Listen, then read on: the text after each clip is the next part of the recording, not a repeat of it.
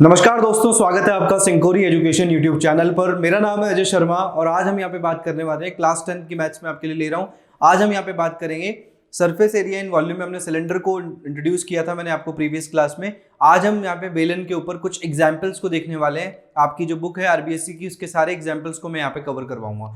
तो जल्दी से जाइए, वीडियो को लाइक कर दीजिए, चैनल को सब्सक्राइब कर दीजिए और फटाफट से मेरे साथ के साथ आप भी सॉल्व करते हुए जाइएगा, जिससे आपको सारी चीजें एक एक चीज आपको क्लियर होती चली जाए। तो चलिए पहला क्वेश्चन देखते हैं आपके एग्जाम्पल का।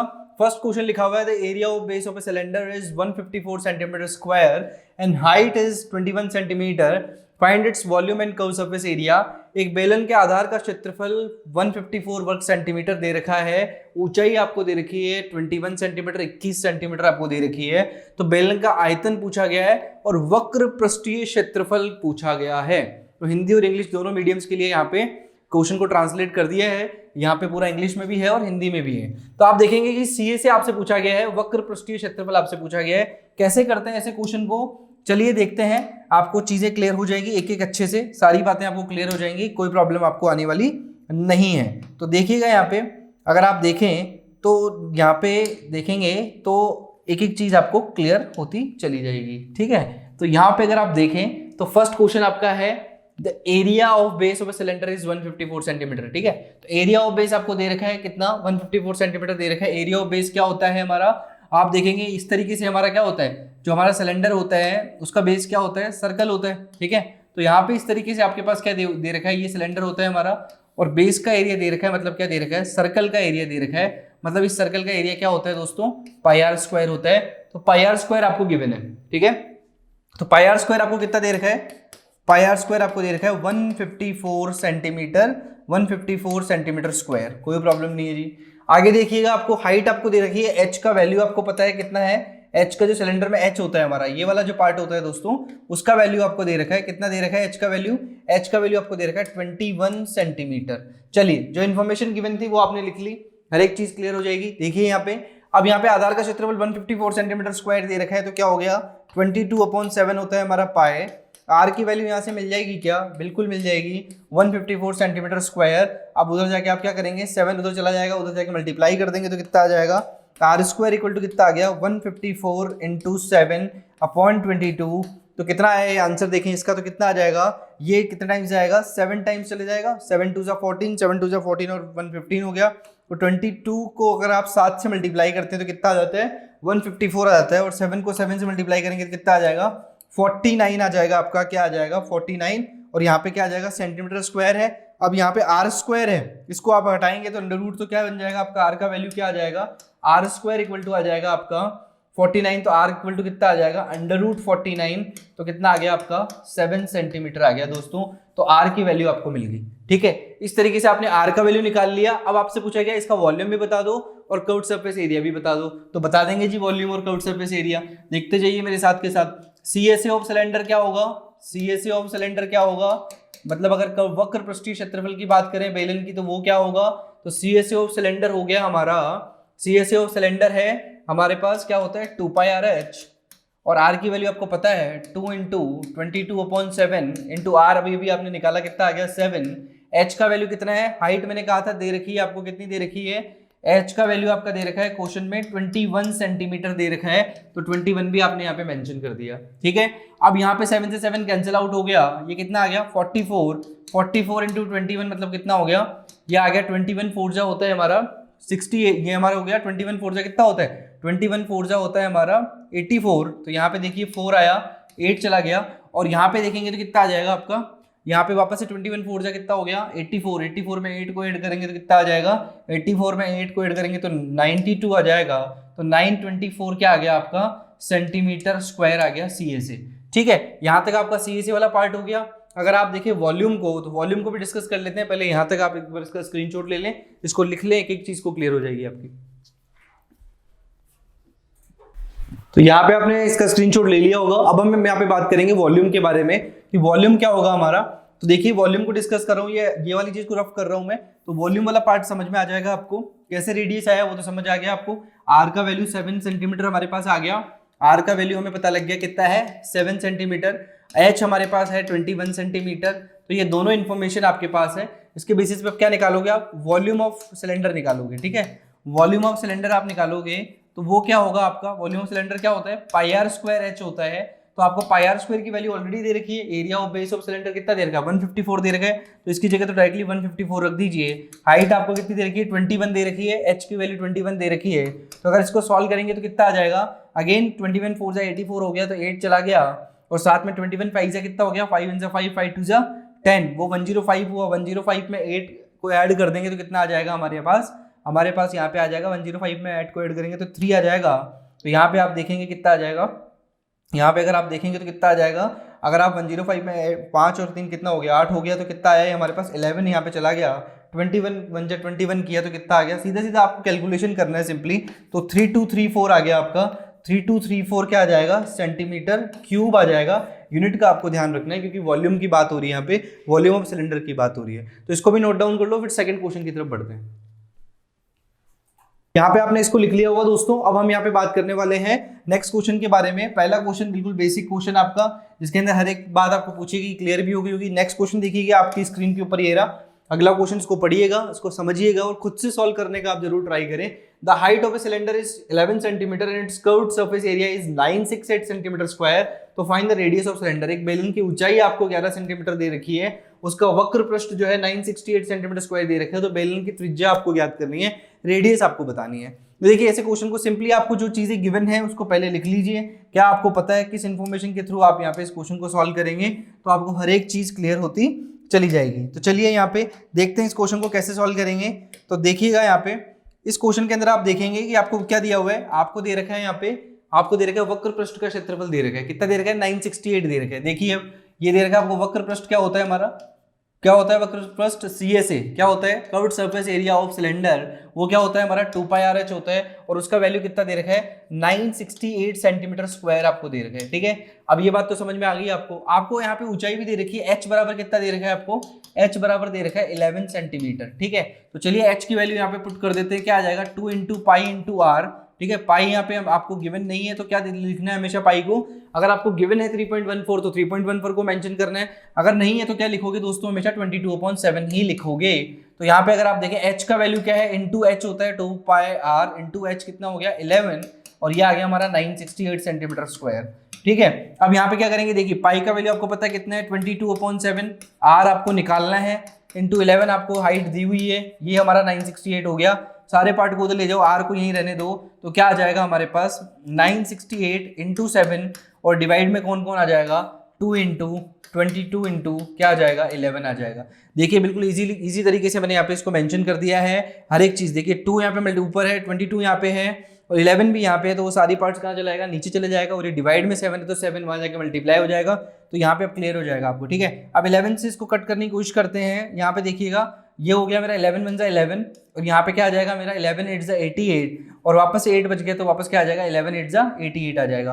अब 22 4 जा कितना होता है, वो भी 88 होता है यहाँ पे, तो 22 4 जा भी 88 हो गया, तो कितना आ गया 7 4 जा कितना आ गया 28, और नीचे कितना आ गया मेरे पास 2 है, तो कितना आ गया आर का वैल्यू 14 सेंटीमीटर आ गया दोस्तों। 28 को 2 से डिवाइड करेंगे तो आर का वैल्यू आपको मिल जाएगा। तो इस तरीके से इस क्वेश्चन को सॉल्व करते हैं, फटाफट से इसका स्क्रीनशॉट ले लो, फिर नेक्स्ट क्वेश्चन की तरफ बढ़ते हैं।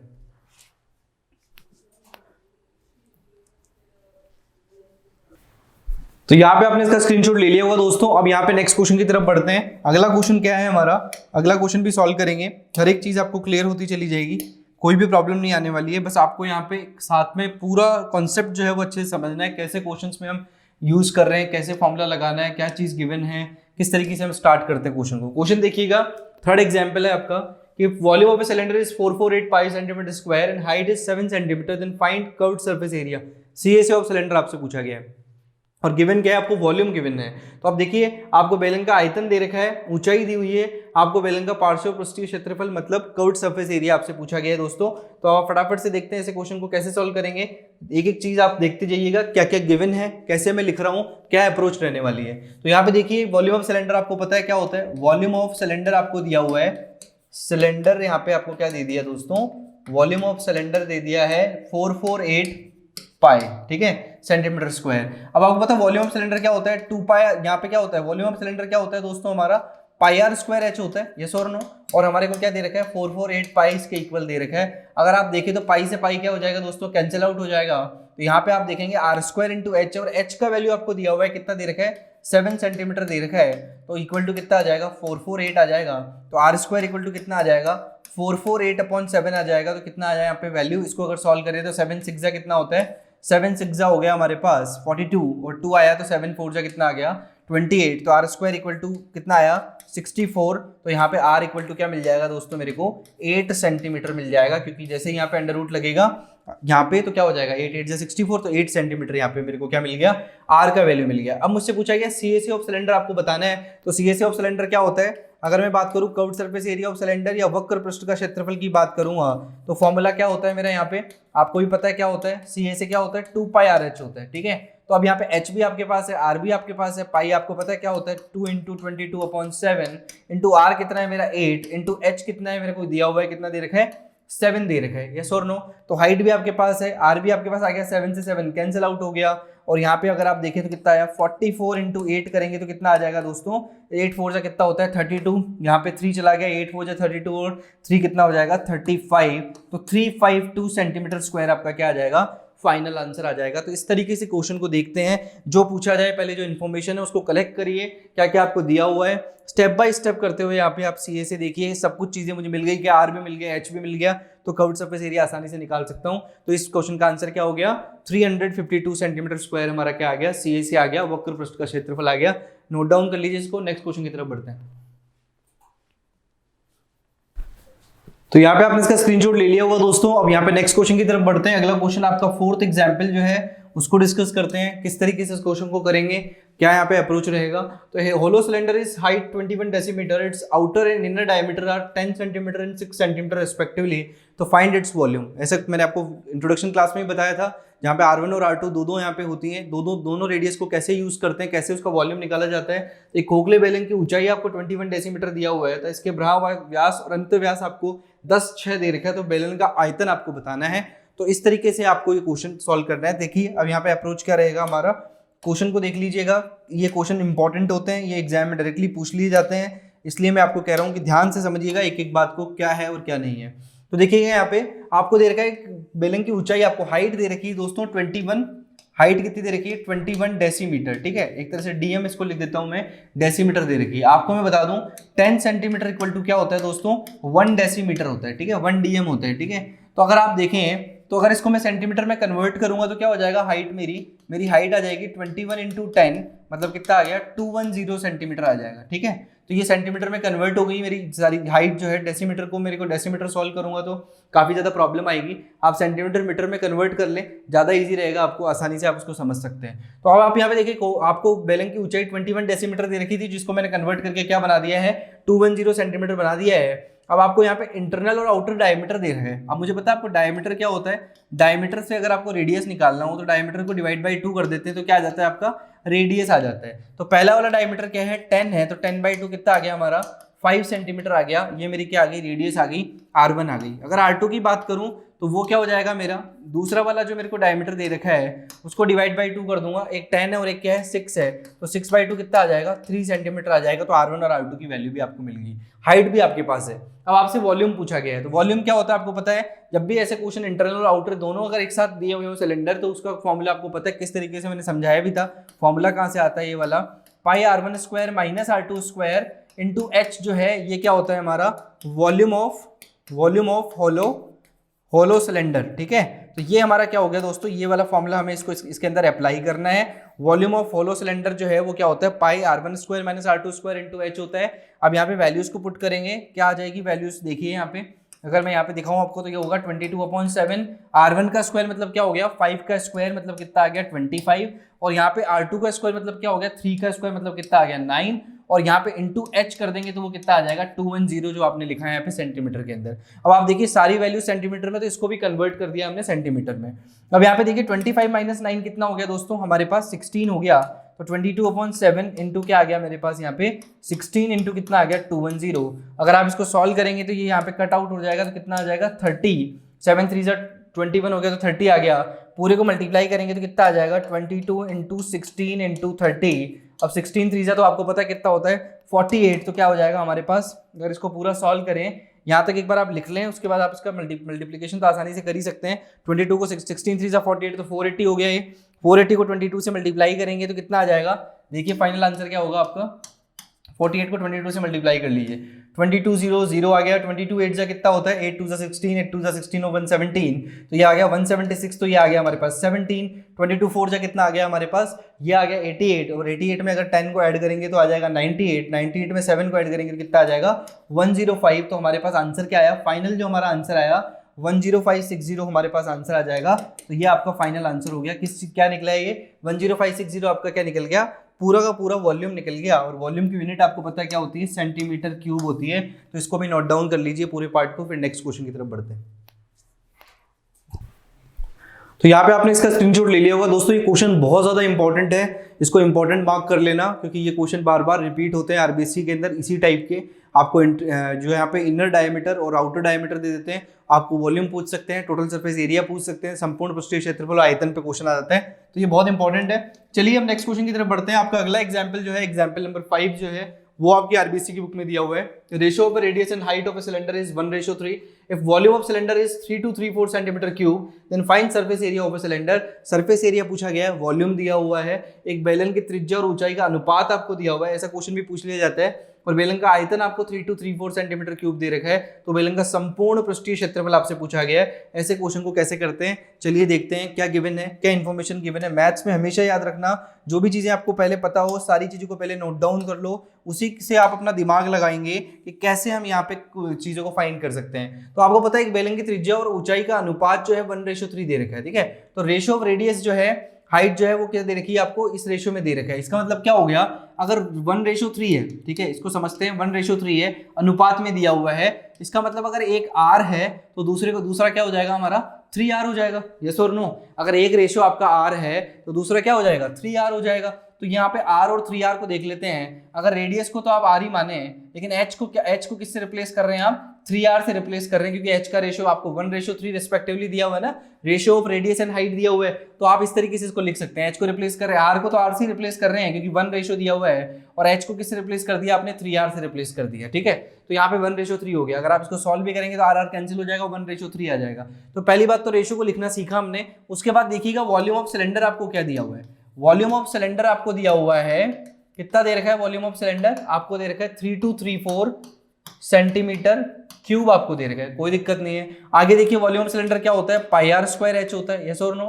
वो किसके इक्वल आ गया, 3234 सेंटीमीटर क्यूब के इक्वल आ गया। अब आपको पता है पाई का वैल्यू आपको पता है 22/7 होता है, आर का वैल्यू आर ही रहने दीजिए, और यहाँ पे एच का वैल्यू जो है वो 3R से रिप्लेस कर देंगे, और इक्वल किसके आ जाएगा, ये 3234 सेंटीमीटर क्यूब के इक्वल आ जाएगा। देखिए बस जो भी इन्फॉर्मेशन कलेक्ट करी उसको यहाँ पे मैंने पुट डाउन कर दिया, तो क्या हो गया यहाँ पे 7 से इसको अगर सॉल्व करा जाएगा तो क्या आ जाएगा, ये 3R³ आ जाएगा, R² और R को मल्टीप्लाई करेंगे तो R³ आ जाएगा।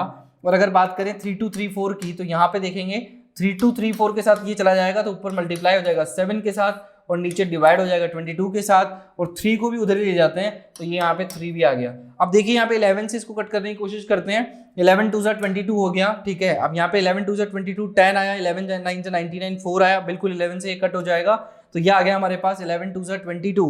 अब यहाँ पे देखिए 10 बचा तो 11 9 जा 99 होगा, और फिर उसके बाद ये 103 था तो यहाँ पे 4 बचा, तो 11 4 जा कितना हो जाएगा, 44 हो जाएगा। अब और आप इसको सॉल्व कर सकते हैं, अगर आप देखें इसको तो 3 से भी इसको कट कर सकते हैं, तो 3 9 जा कितना होता है दोस्तों 27, और अगर ऊपर देखें तो कितना बचेगा 2, तो 3 8 जा 24 आ गया। इधर अगर आप मल्टीप्लाई करेंगे 7 के साथ और डिवाइड करेंगे 2 के साथ, तो 2 से ये भी डिवाइड हो जाएगा, तो ये वाला पार्ट कितना बचा, 2 4 जा 8, 1 2 9 जा 18, तो 49 आ गया। 49 को 7 से मल्टीप्लाई करेंगे तो क्या आ जाएगा, आपका पूरा पार्ट क्या बन जाएगा, आपका पूरा R जो है वो क्या होगा 49 × 7 होगा। एक्चुअल में है क्या, ये 49 × 7 हो गया, और ये किसके इक्वल आ रहा है, R³ के इक्वल आ रहा है।